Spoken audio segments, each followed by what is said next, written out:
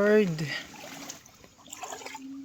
dialysis ko today. Ito makikita mo, ganito kabaha.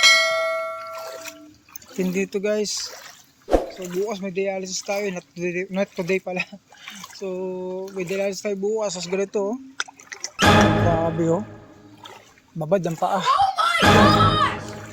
Hindi guys, lalo na pag nagtuloy-tuloy pa tong ulan na to. Ano mangyayari? Ayan. Bili muna tayo ng kandila. At syempre wala tong kuryente sa bahay.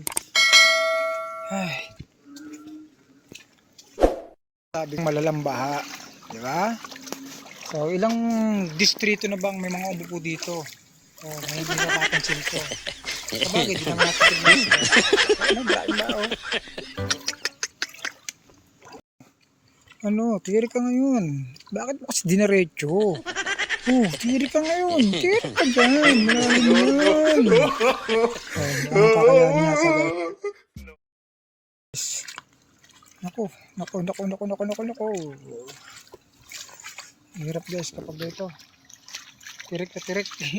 Ang dami sasakyan kanina tumirik dito guys. Pauwi na tayo. Pauwi na tayo guys. Maulan pa rin. Tahimik na. Halos yung mga tao ngayon nasa bahay na. Dahil maulan, ako lang nasa labas. So bukas dialysis natin. Ayan. Sana maaraw na. Ako po, inabot na kami ng baha. Tumas na yung ilog. Grabe. Talagang grabe na taas na ilog dito guys sa amin. Takot nga ako. Ayan. Doon lang dapat yung guys. Pinakataas ng baha. Pero umabot na nga dito. Papunta doon sa kalsada. So, ang nakakabahala kasi itong mga idol. Itong dulo ng ilog na yan. Halos na yan. Papunta yan doon. Ibahin na namin. So, nakita nyo sa content ko, diba? Halos, pag nagtuloy-tuloy pa yung ulan, may baha na doon sa amin guys. Halos, pumasok na nga yung ibang mga basura galing doon sa taas ng bundok. Papunta sa amin. So, kapag tumaas pa to at dumadiretso pa yung ulan at hindi to huminto, talagang kailangan natin lumikas muna mga idol. Ang hirap. Kasi iba kung mga kapitbahay dito, halos wala na sila sa bahay. So, ang mahirap kasi dito kasi maiiwan mo yung bahay na may mga alaga ka. Kamukha nyo no, taas. Grabe ang hirap. Ito yung bagyo na okay lang sana bumagyo pero kailangan huminto. Sana na huminto naman kahit pa paano, hindi yung dire-diretso. Ang hirap mga idol. Buti nga hindi ko araw ng dialysis ko. Kung araw ng dialysis ko, hindi talaga ako sisipot mga idol. Marami sa mga kababayan kong dialysis patient na hindi na naka-attend ng dialysis dahil yung iba nakatira sa bundok. Yung iba talagang binaha. Napakahirap talaga sa aming mga pasyente. At syempre sa mga may mga trabaho ngayon, ayan, tagutom po talaga ngayon dahil talagang walang pasok. Mga ngayon, hirap oh. Sobrang lalim ng ilog guys. Ang mahirap, wala ng kuryente. Ganito pa yung sitwasyon. Grabe. Guys, ito yung bahay namin. Bali tanggal yung mga yero. Grabe. At binaha kami. So, nandito yan sa loob. Grabe guys, ito. Binaha kami. Sobrang tindi kasi unang una. Kung makikita nyo guys, sobrang baha. Kung makikita nyo, malapit kami sa ilog kasi tuloy-tuloy yung ulan dito.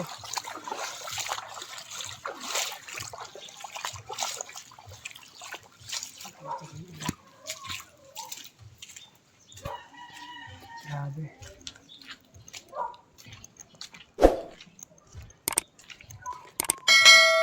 Yun guys, kawawa guys.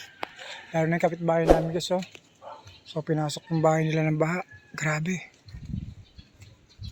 So kagabi pa kasi yung ulan, halos wala ring hintuan, wala nga rin akong tulog. Kasi nga syempre binabantayan ko yung ilog, baka tumaas lalo. Pero umabot na dito guys oh, sa amin. Sobrang taas na. So kapag umulan pa ngayon, hanggang mamayang hapon, lilikas na kami kasi baka abutin yung bahay. Mahirap na mga idol. Ito yung ilog oh. Yan. Taas na. Hanggang doon lang dapat yan eh. So umabot na siya hanggang dito. Lumabas na doon sa kalsada. Napakahirap kapag ganito yung sitwasyon. Okay ka lang ba, Idol? Okay ka lang? Saan po ba yung bahay nyo? Doon yung bahay ni Idol. So ito nga pala si Idol. Pinsan ko nga pala to. So doon yung bahay nila. Magkatabi lang. Halos pinasok lang nga kami ng baha. Napakahirap. Sana may pumasok na tulong. Tulong. Anong tulong? Kailangan namin salbabida. Let's go. Guys, nandito na tayo sa bahay. So may natira akong katol dito pero maliit lang. Okay na yan. Bukas lang ng konting kandila. So pahinga lang muna. So buksan ko lang itong katol. Ayan, para makapagpahinga na tayo guys. Grabe pagod. Sobra. Lakas pa ng ulit. Ako lang kasi mag-isa sa bahay guys. Kaya pag mayroong nararamdaman akong masakit, talagang natutulog ako na nakabukas yung pinto. Ayan, okay na. So ayan guys,